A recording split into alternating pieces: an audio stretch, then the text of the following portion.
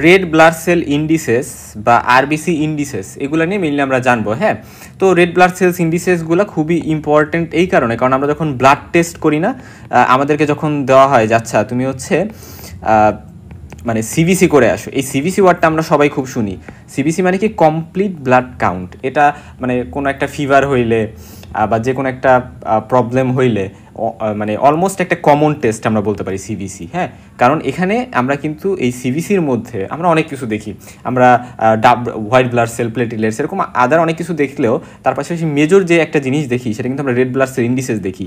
Red blood cell ইন্ডিসেসের মধ্যে MCV, MCh, এমসিএইচসি এরকম অনেকগুলো টার্ম কিন্তু আছে। পাশাপাশি আমরা কিন্তু পিসিভিও দেখি। হ্যাঁ, সো ওভারঅল সব মিলিয়ে এই ভিডিওতে আমরা আলোচনা করার ট্রাই করবো। আচ্ছা, ফার্স্টে আমরা রেড সেল ইন্ডিসেসগুলো জানার আগে আমাদের একটা কমন কনসেপশন ক্লিয়ার থাকা লাগবে।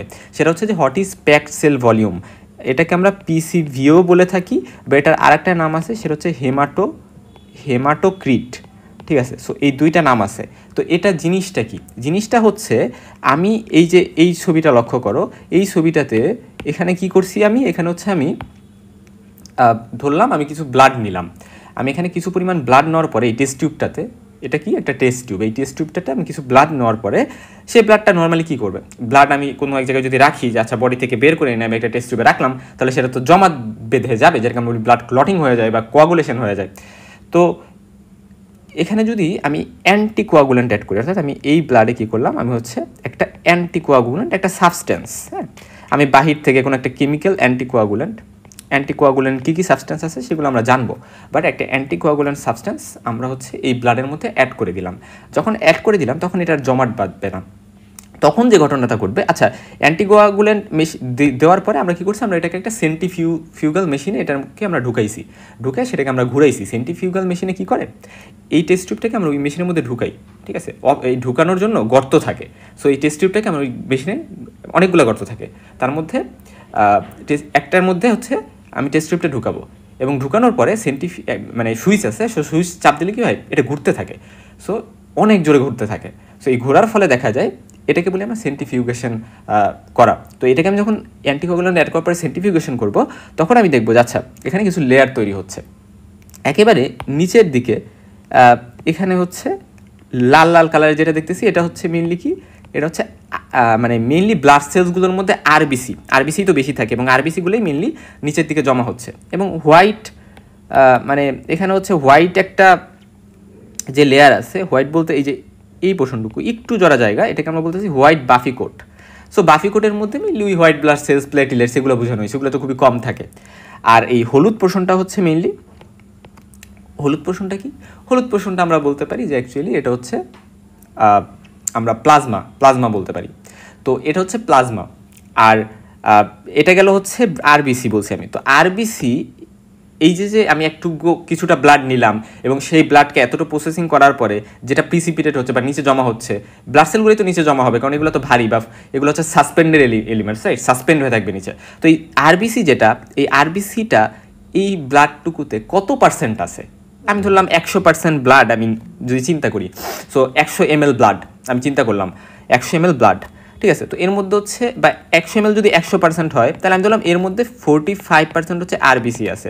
তাহলে মানে 45% আরবিসি যেহেতু আছে, তার মানে কি, তার মানে আমি বলতে পারি, আমরা অবশ্যই মনে রাখবো যে পিসিবি বা হেমাটোক্রিটকে আমরা পার্সেন্টেজে প্রকাশ করি।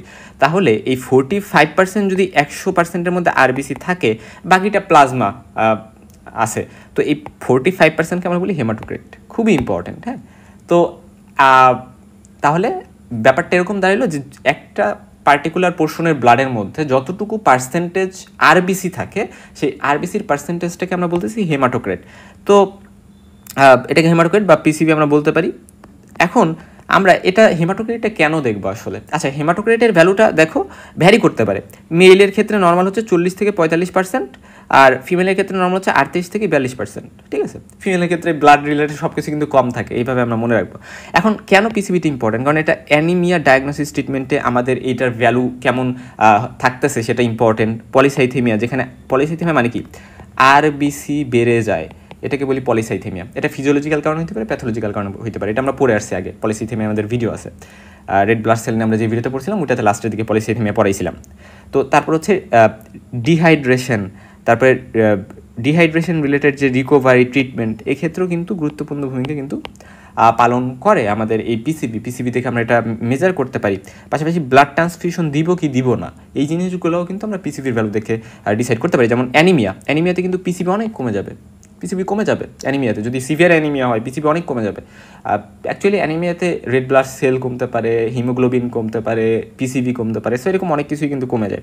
তো এখন কথা হচ্ছে প্যাক সেল ভলিউম বা পিসিবি যেটাকে বলতেছি বা হেমাটোক্রিট বলতেছি, এটা কোন কোন ফ্যাক্টরের কারণে বা কোন কোন জিনিস বাড়লে এটা বাড়তে পারে বা কোন কোন ক্ষেত্রগুলোতে এটা বাড়তে পারে। পলিসাইথিমিয়া অর্থাৎ যে সকল ক্ষেত্রে মেনলি আরবিসিটা বাড়তেছে সেটাকে আমরা বলতেছি হচ্ছে হেমাটোক্রিট বাড়তেছে। যেমন হাই অল্টিটিউড পলিসাইথিমিয়াগুলোতে আরবিসি বাড়ে, এগুলো আমরা আগের ভিডিওগুলোতে বলে আসছি, এবং এবারে বিভিন্ন কন্ডিশন আছে, এগুলো আমরা এক একটা করে পড়বো এবং মনে রাখার ট্রাই করবো 4-5টা। আচ্ছা ঠিক আছে। তারপর লো কোন ক্ষেত্রে, যে সকল ক্ষেত্রে আরবিসি কমে যাচ্ছে, যেমন অ্যানিমিয়াতে কমে যেতে পারে, হেমোলাইসিস যদি আরবিসি ভেঙে যায়, নিউট্রিশনাল বিভিন্ন ডিফিসিয়েন্সি, ব্লিডিং হইতে পারে, আচ্ছা হেমোরেজ হয়েছে, অথবা হইতে পারে যে জিআইটি ব্লিডিং হয়েছে পেপটিক আলসার ডিজিজের কারণে, বা হচ্ছে প্রেগনেন্সিতে তখন কিন্তু কমে যাবে, ম্যাস্ট্রেশন এর ফলে যে ব্লিডিং হয় সেখানের কারণেও কমে যেতে পারে। আচ্ছা তারপর হচ্ছে গিয়ে আরবিসি ইন্ডিসেস, আমরা বলে আসলাম যে এমসিভি, এমসিএইচ এরকম বিভিন্ন ইন্ডিসেস বা ইন্ডিকেটরস আমরা ইউজ করি। এমসিভি মানে মিন কর্পাসকুলার ভলিউম, এমসিএইচ মানে মিন কর্পাসকুলার হিমোগ্লোবিন, এমসিএইচসি মানে হচ্ছে মিন কর্পাসকুলার হিমোগ্লোবিন কনসেন্ট্রেশন। মানে ধরো যে হচ্ছে আমি ধরলাম যে ধরো এটা একটা আরবিসি, তো এই আরবিসির মধ্যে আমরা জানি আসছি যে রেড ব্লাড সেল থাকে 45%, মানে 100% যদি ব্লাড হয় তার মধ্যে 45% রেড ব্লাড সেল থাকবে। তো এই 45% রেড ব্লাড সেল থাকে এটা আমরা বুঝছি, কিন্তু এই যে একটা টেস্ট টিউব এবং এই টেস্ট টিউবের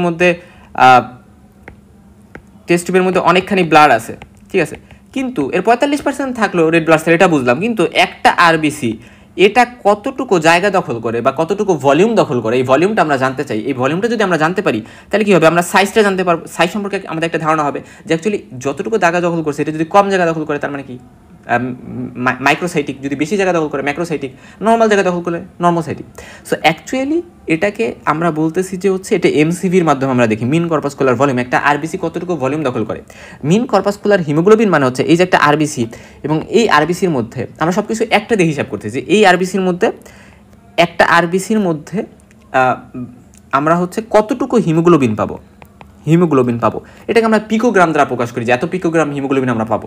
সো একটা কথা এখানে মনে রাখবা যে একটা আরবিসিতে কিন্তু সব জায়গায় জুড়ে হিমোগ্লোবিন থাকে না, মানে আরবিসি যে পুরাটাই জুড়ে হিমোগ্লোবিন এরকম কিন্তু না, আরবিসির স্পেশালি মিডল পার্টটাতে কোনো হিমোগ্লোবিন থাকে না, হ্যাঁ পেরিফেরি দিয়ে থাকে, যে এই জায়গায়। সো পেরিফেরি দিয়ে হিমোগ্লোবিন থাকে এবং ধারণা করা হয় যে আরবিসির 1/3 জুড়ে কিন্তু হিমোগ্লোবিন থাকে। সো এটা কিন্তু ইম্পর্ট্যান্ট একটা কথা যে 1/3 জুড়ে হচ্ছে হিমোগ্লোবিন থাকে, বাকি জায়গাগুলোতে কিন্তু হিমোগ্লোবিন থাকে না। সো এই ধারণাটা আমরা একটু মাথায় রাখবো। তাহলে হিমোগ্লোবিন মিন কর্পাসকুলার হিমোগ্লোবিন মানে কি আমরা বুঝতে পারতেছি। কর্পাসকুলার মানে হচ্ছে সেল বুঝাইছে যা একটা আরবিসি, আর মিন মানে হচ্ছে অ্যাভারেজ কত, হ্যাঁ। আচ্ছা তারপর হচ্ছে গিয়ে মিন কর্পাসকুলার হিমোগ্লোবিন কনসেন্ট্রেশন, এটাকে মেনলি আমরা গ্রাম পার ডেসিলিটার প্রকাশ করে থাকি। এটা হচ্ছে 31 থেকে 35 বা 31 থেকে 36 গ্রাম পার ডেসিলিটার, বা পার্সেন্টও আমরা প্রকাশ করতে পারি যে এত পার্সেন্ট হচ্ছে নর্মাল, হ্যাঁ।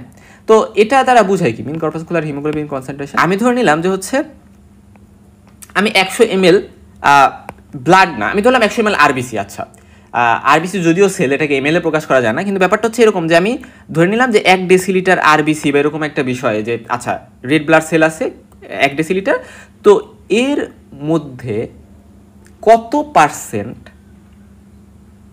পার্সেন্ট হিমোগ্লোবিন আছে, এটাকে আমরা বলতেছি এমসিএইচসি। খুব ইম্পর্টেন্ট। একটা আরবিসিকে যদি আমি 100 ধরি তাহলে এটার 3 ভাগের 1 ভাগ থাকে হিমোগ্লোবিন, আমি আগে বলে আসছি। তাহলে 3 ভাগের 1 ভাগ কত হয়, 33%।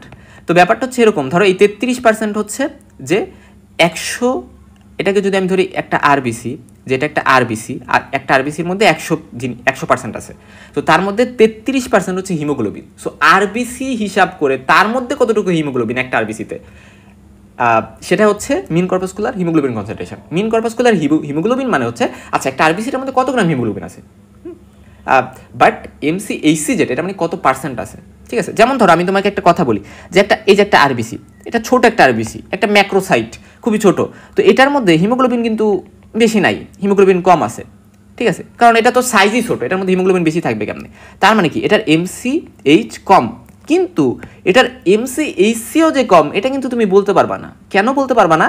কারণ হচ্ছে এটার সাইজই তো কম। সো এটা যদি ক্যাপাসিটি হয় ধরো মানে ক্যাপাসিটি যদি কম হয়, মানে এক্ষেত্রে যদি এমন হয় যে ধরো এটাকে যদি আমি 100% ধরি এই আরবিসিটাকে, তাহলে দেখতে পারবো যে আচ্ছা এটারও 33%ই হচ্ছে গিয়ে হিমোগ্লোবিন আছে, 33% জুড়ে হিমোগ্লোবিন আছে।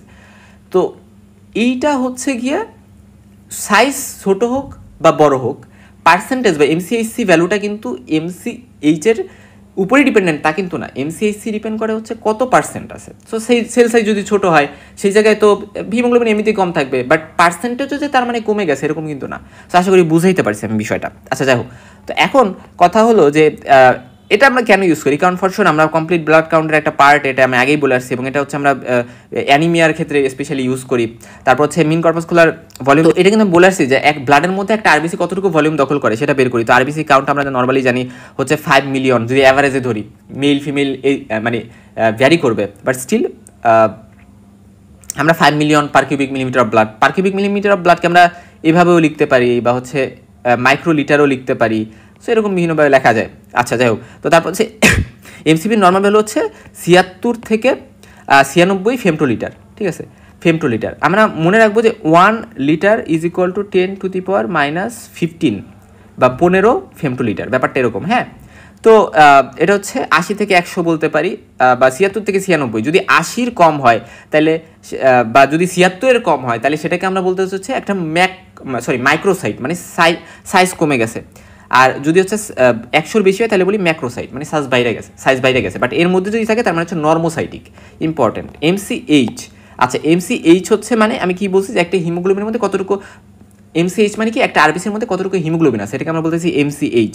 তো এটা হচ্ছে নর্মালি দেখা যায় যে 27 থেকে 32 পিকোগ্রাম হিমোগ্লোবিন থাকা হচ্ছে নর্মাল। এর থেকে যদি বেশি থাকে তাহলে আমরা বলি হচ্ছে এটা মানে এটা তাহলে আমরা বলতে পারি কাইন্ড অফ যে আচ্ছা হাইপারক্রমিক, বা যদি এর থেকে কম থাকে তাহলে বলি হাইপোক্রমিক। তবে মেইনলি হাইপারক্রমিক না হাইপোক্রমিক এই ডিসিশনটা আমরা হচ্ছে এমসিএইচসি থেকে নেই মেইনলি। হ্যাঁ, এমসিএইচ থেকে যে আমরা নেই এরকম কিন্তু না। তারপরও আমরা মেইনলি এমসিএইচসি থেকে নেব। হ্যাঁ, যে এমসিএইচসি 32 থেকে 36 হচ্ছে গ্রাম পার ডেসিলিটার নর্মাল। এর থেকে যদি বেশি হয়ে যায় তাহলে সাধারণত দেখা যায় যে হাইপারক্রমিক, যদি কম হয়ে যায় তাহলে হাইপোক্রমিক। তবে সাধারণত এমসিএইচ থেকে আমরা বলতে পারি আচ্ছা যে হিমোগ্লোবিন বেড়ে গেছে তাহলে হাইপারক্রমিক, যদি হিমোগ্লোবিন কমে যায় তাহলে হাইপোক্রমিক। ঠিক আছে, যদি এমন হয় যে আচ্ছা এটা হচ্ছে হাইপারক্রমিক, তার মানে এটার মধ্যে অনেক অনেক অনেক অনেক অনেক হিমোগ্লোবিন বেড়ে গেছে। সাধারণত বেশিরভাগ ক্ষেত্রে হাইপোক্রমিক হয়, অর্থাৎ একটা আরবিসির মধ্যে হিমোগ্লোবিন কমে গেছে, এটাকে বলি আমরা হাইপোক্রমিক। আচ্ছা ঠিক আছে, এটা বের করার সূত্রটা এখানে দেওয়া আছে, একটু দেখে নিবা। তারপর হচ্ছে মিন কর্পাসকুলার হিমোগ্লোবিন কনসেন্ট্রেশন, এটা কি আমি এক্সপ্লেন করছি, এবং এটা বিলো নর্মাল, অর্থাৎ সেটা সাজেস্ট করে আয়রন ডেফিসিয়েন্সি অ্যানিমিয়া। ঠিক আছে, কেন আয়রন ডেফিসিয়েন্সি অ্যানিমিয়া সাজেস্ট করে? কারণ অ্যাকচুয়ালি আয়রন ডেফিসিয়েন্সি অ্যানিমিয়া হচ্ছে একটা মাইক্রোসাইটিক হাইপোক্রমিক অ্যানিমিয়া। এক্ষেত্রে সেলের সাইজটা কমে যায় আয়রন ডেফিসিয়েন্সির কারণে। ঠিক আছে, এবং পাশাপাশি এখানে কিন্তু হাইপোক্রমিক থাকে, অর্থাৎ হিমোগ্লোবিন কনসেন্ট্রেশন যেটা এটাও কমে যায়, ফলে হাইপোক্রমিক হয়। ঠিক আছে, হাইপোক্রমিক হয়। সো মাইক্রোসাইটিক হাইপোক্রমিকের জন্য কিন্তু আমরা বলি। আচ্ছা ঠিক আছে, সো এভাবে হচ্ছে আমরা রেড ব্লাড সেল ইন্ডিসিসের লেকচারটা শেষ করলাম। আমরা পরবর্তী ভিডিওতে অ্যানিমিয়া নিয়ে ডিটেইলস আলোচনা করবো। এটা বোঝাটা ইম্পর্টেন্ট অ্যানিমিয়া বুঝতে হইলে।